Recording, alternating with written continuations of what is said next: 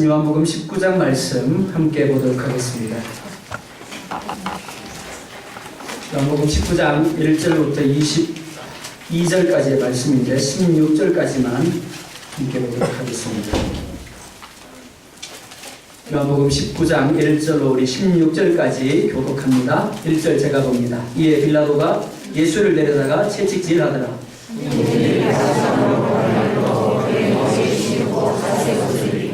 앞에 가서 이르되 유대인의 왕이여 평안할지어다 하며 손으로 때리더라.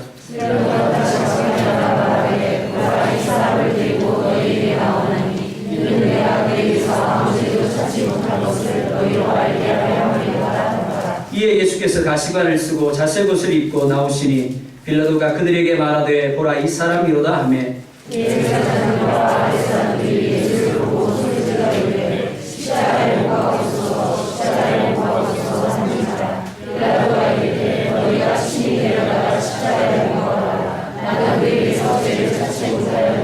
유대인들이 대답하되 우리에게 법이 있으니 그 법대로 하면 그가 당연히 죽을 것은 그가 자기를 하나님의 아들이라 함이니이다. 다시 관정에 들어가서 예수께 말하되 너는 어디로부터냐 하되 예수께서 대답하여 주지 아니하시는지라.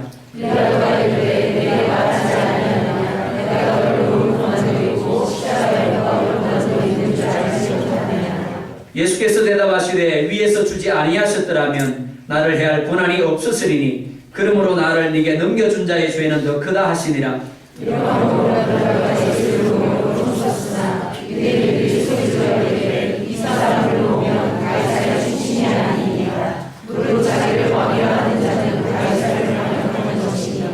빌라도가 이 말을 듣고 예수를 끌고 나가서 돌을 깐 뜰에 있는 재판석에 앉아 있더라.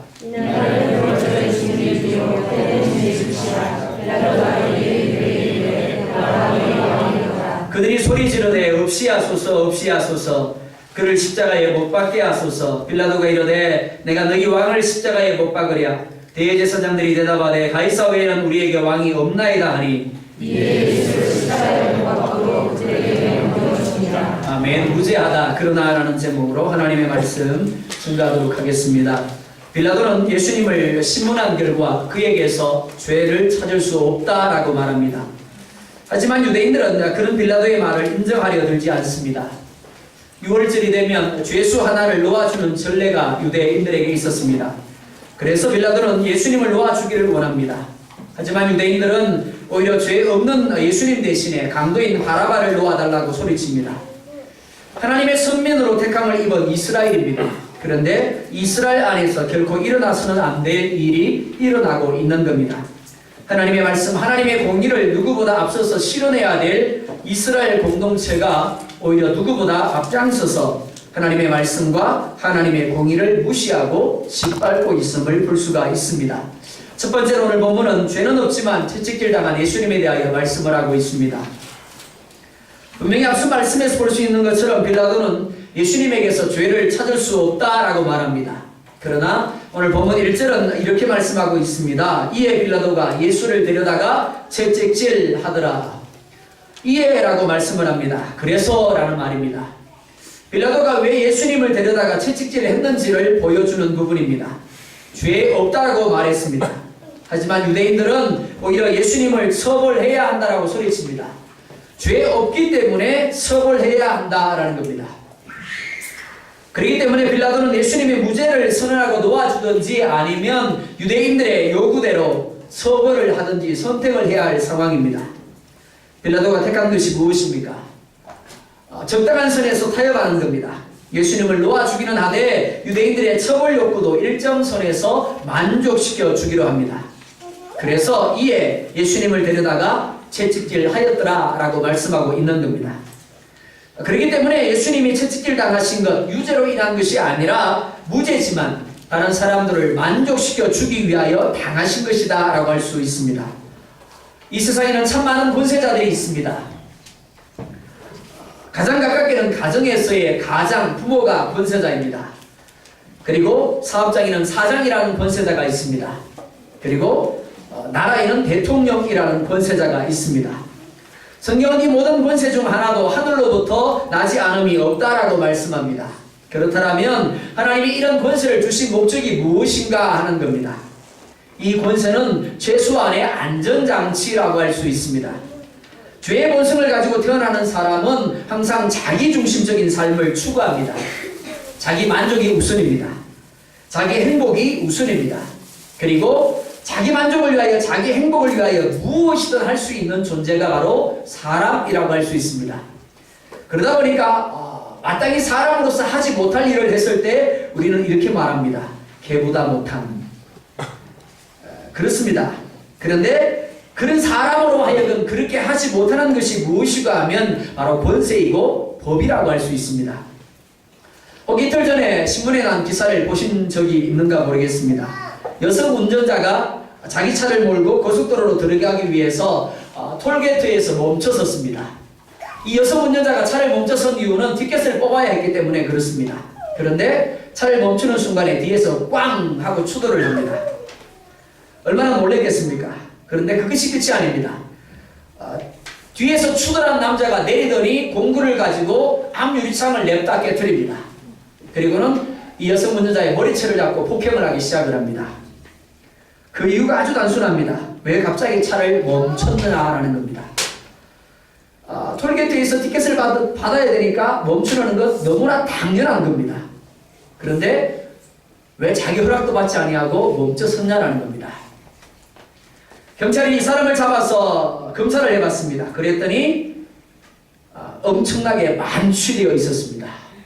그러니까 하지 말아야 될 음주운전을 했고 결국 자기가 반응하지 못한 것은 생각하지 아니하고 앞차가 멈춰섰다는 것 때문에 공구를 가지고 앞유리 창을 깨뜨리고 여자를 머리채를 잡고 사정없이 폭행한 겁니다. 근데 한번 생각해 보시겠습니까? 만약 법이 없었다면 어떨까요? 만약 권세가 없었다면 어떨까요?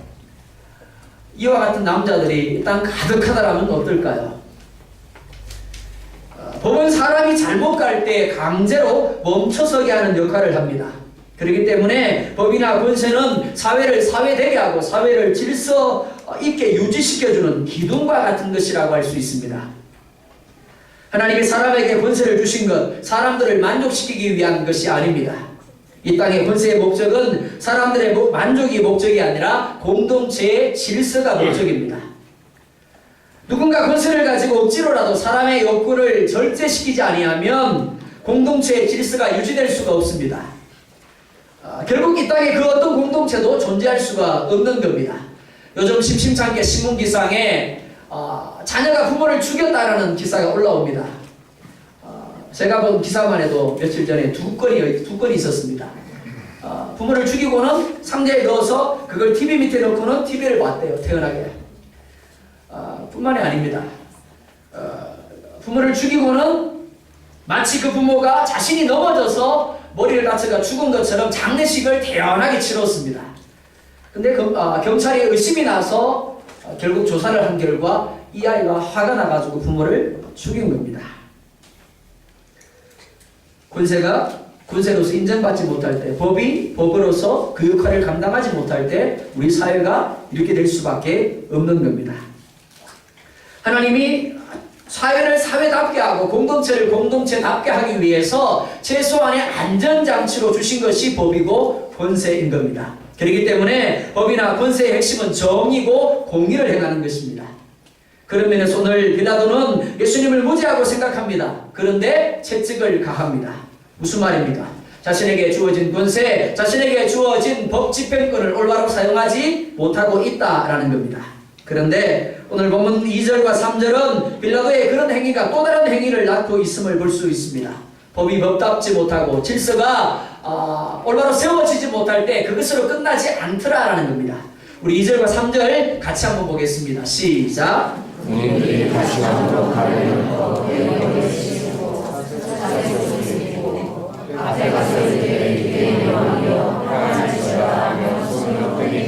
아멘. 사람들에게는 자기 혼자 못하는 것이 있습니다. 그러나 군중 심리 때문에 하게 될 때가 있습니다. 나는 못하지만 옆에서 하기 때문에 나도 모르게 하게 될 때가 있다라는 겁니다. 이것을 군중 심리라고도 하지만 문화라고도 합니다.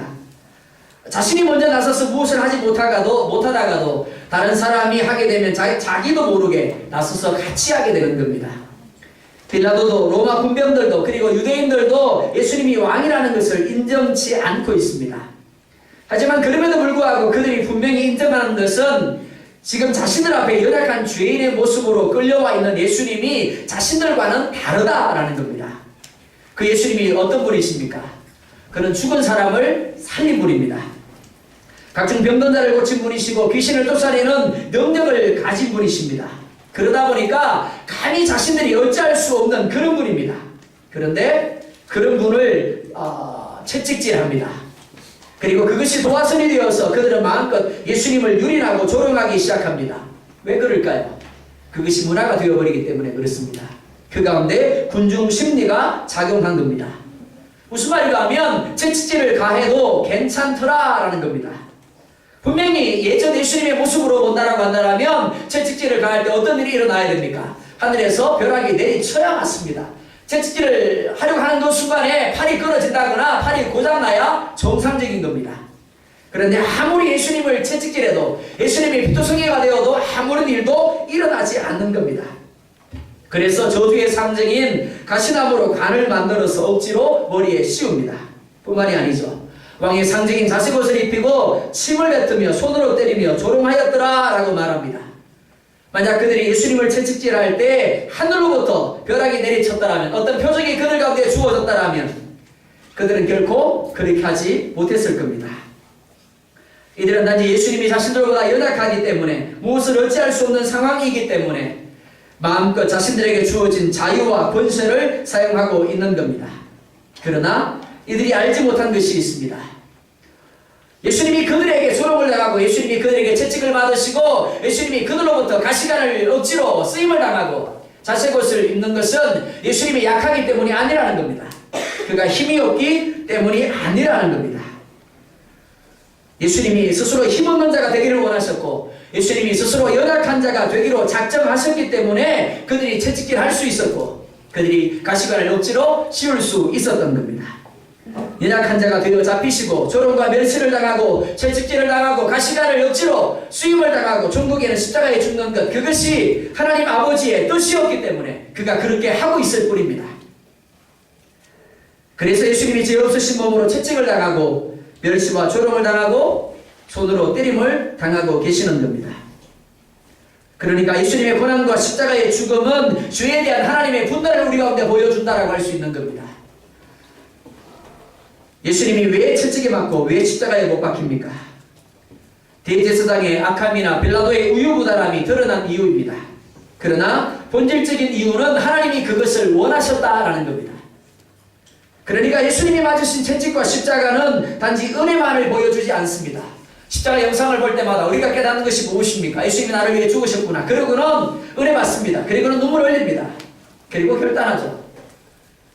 근데 예수님의 채찍 맞으심과 예수님의 십자가의 죽음은 단지 은혜만을 우리 가운데 보여주는 것이 아니다라는 겁니다. 그 예수님이 누군데요? 바로 나은 겁니다.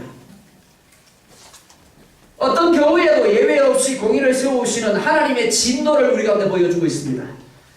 그러니까 십자가의 예수님이 내가 될 수 있는 겁니다. 채찍질 맞는 그 예수님의 모습이 바로 내가 될 수 있고 조롱을 받는 그 모습이 내가 될 수 있고 십자가 위에서 못 박혀서 죽는 그 모습이 내가 될 수 있는 겁니다. 따라서 십자가 사건은 단지 우리에게 은혜에 대한 깨달음을 가르쳐 주는 것만이 아니라 우리가 갖고 있는 죄에 대한 두려움을 갖게 합니다. 그러니까 십자가 사건을 제대로 인식하게 되면 대강 회개할 수 없는 겁니다. 대강 예배할 수 없는 겁니다. 왜냐하면 하나님은 결코 우리의 죄를 대가를 지불하지 아니하고는 넘기시는 법이 없기 때문에 그렇습니다. 만약 여러분들이 죄의 대가를 지불하지 아니한다면, 즉 여러분들이 하나님으로부터 죄의 용서를 받지 못한다면 주님이 다시 오실 때 그 죄로 인하여 여러분들은 심판의 대상이 될 수밖에 없다라는 겁니다. 그래서 다윗은 시편 38편에서 이렇게 고백을 합니다. 여호와여 나를 버리지 마시옵소서. 나의 하나님이여 나를 멀리하지 마옵소서. 자신의 죄로 말미암아 버리지 말아달라고, 나를 멀리하지 말아달라고 기도함을 볼 수가 있습니다. 사도행전을 보면 설교자들이 참 부러워하는 모습이 나옵니다. 사도 베드로가 설교를 합니다. 그랬더니 3,000명이 그 마음에 찔림을 받아 하나님 앞에 회개하였더라 라고 말합니다. 참 목회자들이 부러워하는 장면입니다. 그런데 어떻게 그럴 수 있었을까요? 성경은 베드로가 설교를 잘했기 때문이라고 말하고 있지 않습니다. 그가 감동적인 설교를 했기 때문이다라고도 말씀하고 있지 않습니다. 사도 베드로는 아주 단순한 설교를 했습니다. 너희가 틀렸고 하나님은 옳다라는 겁니다. 회개하지 아니하면 심판을 받을 수밖에 없다라는 겁니다. 그런데 그 단순한 설교를 듣고 마음의 찔림을 받았고 회개하는 자리, 자신의 죽음을 선포하는 자리로 나아간 겁니다. 예수님이 이 땅에 오신 목적이 무엇입니까? 예수님이 이 땅에 오신 목적은 왕권의 회복입니다. 말씀의 회복입니다. 하나님으로 인하여 지음을 받았고 승리되는 세상입니다. 하지만 그 하나님을 인정하지 아니하고 자기 땅에 왔을 때 영접하지 아니하는 이 땅 가운데 말씀이 아닌 자기 소견의 오름대로 살아가는 이 세상의 질서를 올바로 세우기 위해서 예수님이 이 땅에 오신 것입니다. 그런데 문제가 있습니다. 그렇게 하기 위해서는 지금까지 해왔던 전통이나 습관을 내려놓아야 한다는 겁니다. 자신이 누리던 것을 다 포기해야 합니다. 내가 주인인 것을 포기하고 예수님을 주인으로 인정해야 하는 겁니다. 유대인들은 분명 예수님이 하나님께로부터 보냄을 받은 이임을 알았습니다. 이는 대제사장과 바리새인들도 마찬가지입니다. 그럼에도 불구하고 이들은 단체로 예수님을 잡아 끌어서 빌라도에게 넘깁니다. 그 이유가 무엇입니까?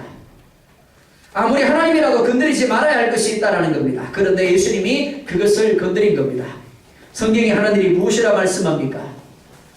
디모데후서 3장 17절을 보면 이렇게 말합니다. 하나님의 사람으로 온전하게 하며 모든 선한 일을 행할 능력을 갖추게 하려 함이니라.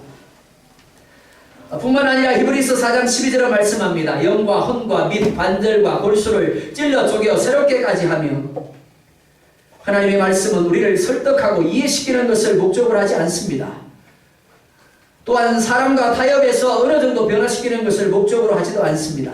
아예 새롭게 부서뜨리고 창조하기를 원하십니다. 그런데 문제는 그렇게 되려고 하면 내가 죽어야 하는 겁니다. 끊임없이 우리 자신을 포기하고 우리가 누리고 있는 것들을 내려놓아야 한다는 겁니다. 성경은 우리 가운데 요구합니다. 말씀을 들을 때마다 우리 자신이 죽을 것인지 아니면 예수 그리스도를 십자가에 못 박을 것인지를 결정하라고 요구합니다.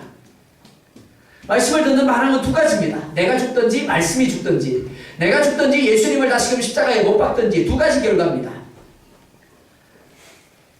이전 방식대로 살고자 한다면 예수님을 십자가에 못 박으면 됩니다. 하나님의 말씀을 십자가에 못 박으시면 됩니다. 반면 예수님의 말씀이 옳다라면 나 자신을 십자가에 못 박고 나를 죽이면 되는 겁니다. 이전의 삶을 청산해야 하는 겁니다. 하지만 대부분의 사람들은 그렇게 하려고 하지 않습니다. 그래서 어느 정도는 인정하고 따라가면서도 어떤 부분에 대해서는 결코 자기 자신을 내려놓는다거나 포기하려 하지 않습니다. 유대인들과 대제사장의 무리들이 예수님을 빌라도에게로 끌고 간 이유가 바로 여기에 있습니다. 말씀을 들었습니다. 그리고 그 말씀은 자신들이 가지고 있는 죄가 무엇인가를 그들 가운데 깨닫게 해주었습니다. 그렇다면 그들은 결정해야 합니다. 첫 번째, 이전의 삶을 포기하고 나를 죽일 것인지, 두 번째, 그 말씀을 무시하고 예수님을 십자가에 못 박을 것인지를 결정해야 했습니다. 이들이 선택한 것이 무엇입니까? 자신을 죽이고 자신의 삶을 부인하는 대신에 예수님을 십자가에 못 박아 죽이기로 결정한 겁니다. 히브리서 기자는 하나님의 말씀이 살았다라고 말합니다. 활력이 있다라고 말씀하고 있습니다.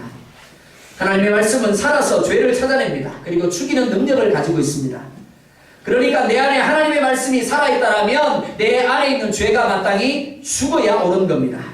반면 내 안에 있는 죄가 죽지 않으면 결국 하나님의 말씀, 예수 그리스도가 죽을 수밖에 없는 겁니다. 구약시대 하나님은 이스라엘 백성들이 죄를 범할 때마다 짐승을 끌고 제사장에게로 와서 짐승을 번제로 드리게 하였습니다. 이는 짐승들의 죽음을 보면서 자신의 죄의 대가가 어떠함을 깨닫게 하기 위한 것입니다. 즉 짐승의 죽음이 자신의 죽음인 겁니다. 내가 죽었다. 그리고는 이제 돌아가는 겁니다. 그리고는 누구로 사는 겁니까? 하나님의 말씀으로 사는 겁니다.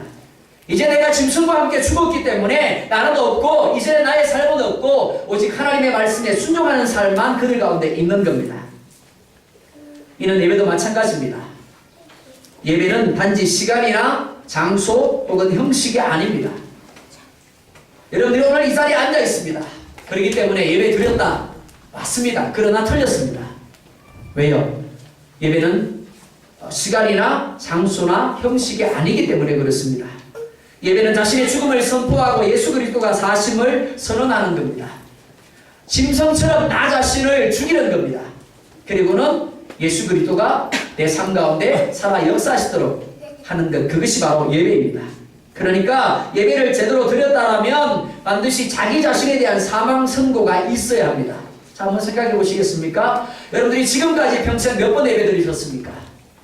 100번입니까? 우리 중고등부 많이 들었어요, 그죠? 우리 어른들에게 물으면 너무 많으니까 우리 중고등부가 아무래도 적을 거예요. 한번 예를 들어보자고요. 한 100번 예배 드렸다고 가정을 해보자고요. 100번 예배 중에서 자기 자신에 대한 사망 선고를 선언한 예배가 몇 번이다?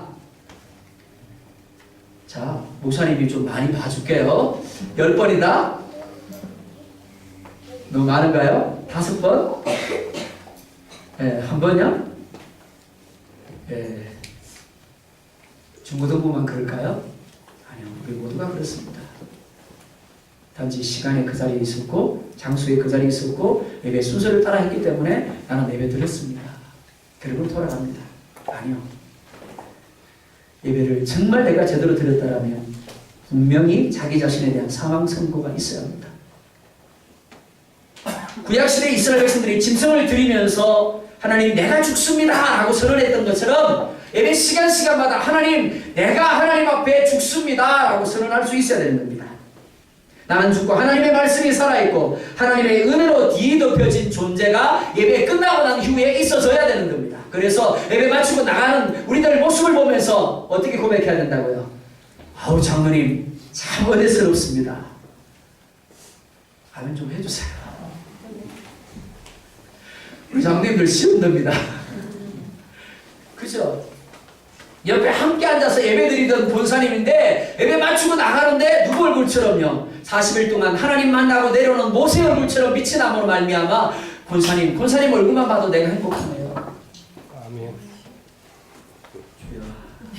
이렇게 눈치들이 없으실까요? 내 감정, 내 생각, 내 방식, 내 뜻 예배와 함께 다 내려놓고 오직 말씀만 가지고 예배 자리를 떠나야 하는 겁니다. 그리고 가정과 사업장과 직장, 학교에서 예수님을 드러내어야 하는 겁니다. 어느 누군가가 직장에서 나를 보고 이렇게 하기도 합니다. 과장님 예배 드리셨죠? 어떻게 알아? 과장님 얼굴 보니까 알겠네요. 과장님 말하는 거 보니까 알겠네요. 과장님 행동하는 거 보니까 예배 드리신 것 같아요. 하나님 만나신 것 같아요. 그렇게 되어져야 되는 겁니다. 따라서 예배 잘 들었다고 하면서 다시 죽은 짐승 살리지 마시기 바랍니다. 네, 그러면 여러분들은 전능하신 분이 되는 겁니다. 짐승이 죽은 것처럼 내가 죽은 거예요. 그렇기 때문에 나를 다시 살리지 마십시오. 이제 내가 나갈 때는 누구로 나가야 돼요? 내가 아닌 예수님으로 나가야 되는 겁니다. 만약 그러하지 못하더라면 나는 예배에 실패한 겁니다. 짐승의 죽음은 곧 나의 죽음입니다. 그러니까 이제 나는 없고 예수만 있는 겁니다. 예수님이 채찍에 맞고 조롱을 당한 것도 마찬가지입니다. 예수님은 죄가 없습니다. 하지만 채찍에 맞고 조롱을 당합니다. 왜요? 바로 우리 죄를 족하기 위한 하나님의 진노의 희생 제물이 되셨기 때문입니다. 우리 죄를 대신 뒤집어 쓰고 채찍을 맞고 조롱을 당하신 겁니다. 그래서 갈라디아서 2장 20절은 이렇게 말씀을 합니다. 내가 그리스도와 함께 십자가에 못 박혔나니 그런즉 이제는 내가 사는 것이 아니요 오직 내 안에 그리스도께서 사시는 것이라. 이제 내가 육체 가운데 사는 것은 나를 사랑하사 나를 위하여 자기 자신을 버리신 하나님의 아들을 믿는 믿음 안에서 사는 것이라. 누가 산다고요? 내가 사는 거죠? 그죠? 아니요. 이제 내가 사는 것은, 내가 육체 가운데 사는 것은 하나님의 아들을 믿는 믿음 안에서 사는 것이라고 말씀합니다. 그리고 베드로전서 2장 24절과 25절은 이렇게 말씀을 합니다. 우리 같이 보겠습니다. 시작.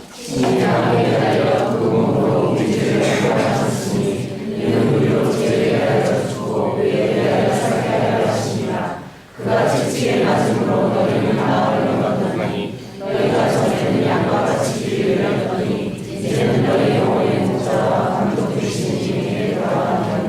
아멘. 예수님이 맞으신 채찍과 조롱이 여러분들 때문임을 믿으십니까? 정말 이 사실을 믿는다라면 이제 나는 죽고 의에 대하여 산자로 사실 수 있기를 원합니다. 예수님처럼 생각하고 예수님처럼 말하고 예수님처럼 행동하시기 바랍니다. 만약 그러하지 못하더라면 여러분은 대제사장의 무리들처럼 여러분을 죽이는 대신에 말씀을 죽이고 있는 겁니다. 그리고 예수님을 죽이는 삶을 살고 있는 겁니다. 4절을 보면 빌라도는 채찍에 맞고 머리에 가시관을 쓰고 피를 흘리며 군인들의 멸시와 조롱을 받은 예수님을 데리고 나아가 그에게서 아무 죄도 찾지 못하였다라고 말합니다. 그런데 문제가 무엇입니까? 빌라도의 의도와는 달리 빌라도의 적당히 타협하려는 행위가 도화선이 되어서 로마 군인들에게 그리고 대제사장과 유대인들에게 더 큰 담대함을 심어주었다라는 겁니다. 6절 보면 이렇게 말합니다. 우리 6절 또한 같이 보겠습니다. 시작.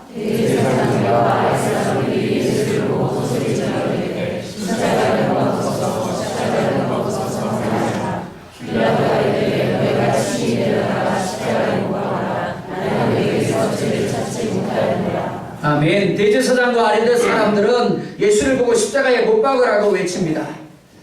그들이 본 예수의 모습은 채찍에 맞고 가시 면류관을 머리에 손가닥에 이전보다 더 연약해 보였을 겁니다. 이전보다 더 무능한 듯 보였을지 모릅니다. 그래서 용기가 났습니다.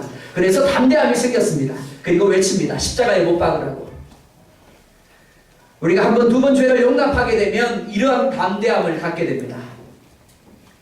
우리가 작은 죄라고 한 번, 두 번 용납하게 되면 결국 이런 자리에까지 나아가게 되는 겁니다. 처음에는 소극적으로 말씀을 대적합니다. 예수님을 대적합니다. 그런데 그것이 반복이 되어오면서 결국에는 어떻게 된다고요? 예수님을 아예 십자가에 못 박는 자리까지 나아가게 되는 겁니다. 하나님이 침묵하신다라고 당장의 벼락을 맞게 하시거나 징계하지 않는다라고 그 말함을 버리지 못한다라면 돌이키지 않는다라면 이렇게 하나님을 향하여 오만한 자가 될 수밖에 없는 겁니다. 사랑하는 성도 여러분, 예수님을 무죄하다고 인정하십니까? 정말 예수님을 무죄하다라고 인정한다라면 이제 여러분 안에 예수님이 살아 역사하시고 말씀이 살아있게 하실 수 있기를 주의 이름으로 축원드립니다. 두 번째로 더 좋은 것을, 참 좋은 것을 선택하는 지혜가 여러분 가운데 있기를 원합니다. 7절을 보면 유대인들은 자신의 법대로 하면 예수님이 당연히 죽어야 한다라고 말합니다. 그것은 곧 그가 자기를 하나님의 아들이라 함이라고 말합니다.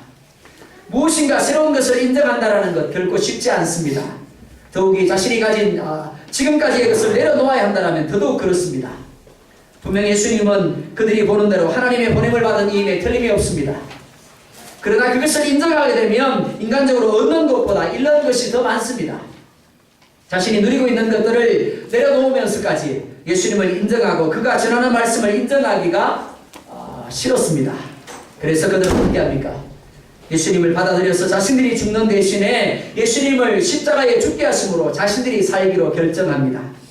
그렇기 때문에 예수님 때문에, 예수님의 말씀 때문에 내게 유익하던 것, 내가 그동안 가졌던 것들을 내려놓음으로 나를 부인하고 예수님을 내 안에 살게 함이 곧 은혜이고 믿음임을 믿으시기 바랍니다. 그리고 그 믿음만이 여러분들을 구원합니다. 믿음이 있노라고 행함이 없으면 그 믿음은 죽은 것이라고 사도 야고보는 말씀합니다. 그리고 주님은 마지막 날에 민노로 하면서 말씀을 죽이며 예수 그리스도를 십자가에 못 박으며 불법을 행한 자들에게 내게서 떠나가라 말씀하실 것을 우리 가운데 이야기합니다. 빌라도는 예수님이 하나님의 아들이라는 소리를 듣고 더욱 두려워합니다. 그런데 10절 보면 이렇게 말합니다. 빌라도가 이르되 내게 말하지 아니하느냐 내가 너를 놓을 권세도 있고 십자가에 못 박을 권한도 있는 줄 알지 못하느냐. 빌라도는 자신에게 예수님을 놓을 권한이 있고 이 십자가에 못 박을 권한도 있다라고 말합니다. 분명 빌라도에게는 그런 권한이 있습니다. 그러나 우리가 잊지 말아야 할 것이 있습니다. 11절 이렇게 말합니다. 예수께서 대답하시되 위에서 주지 아니하셨더라면 나를 해할 권한이 없었으리니 그러므로 나를 네게 넘겨준 자의 죄는 더 크다 하시니라. 무엇이라 말합니까? 위에서 주지 아니하셨더라면 이라고 말합니다. 인간적으로 보면 빌라도는 예수님보다 높은 자리에 있습니다. 예수님을 어찌할 수 있는 권세를 가진 사람임에 틀림이 없습니다. 그러나 성경은 바로 그 권세가, 그 자리가 예수님으로부터 말미암은 것이라 말씀합니다. 예수 그리스도의 계획하심이라는 겁니다. 아무리 빌라도가 예수님을 십자가에 못 박을 권세가 있을지라도 하나님이 허락하지 아니하신다라면, 하나님이 주지 아니하시면 그럴 수 없다라는 겁니다. 우리가 잊지 말아야 할 사실입니다. 오늘 우리에게 주어진 모든 것이 나의 만족과 나의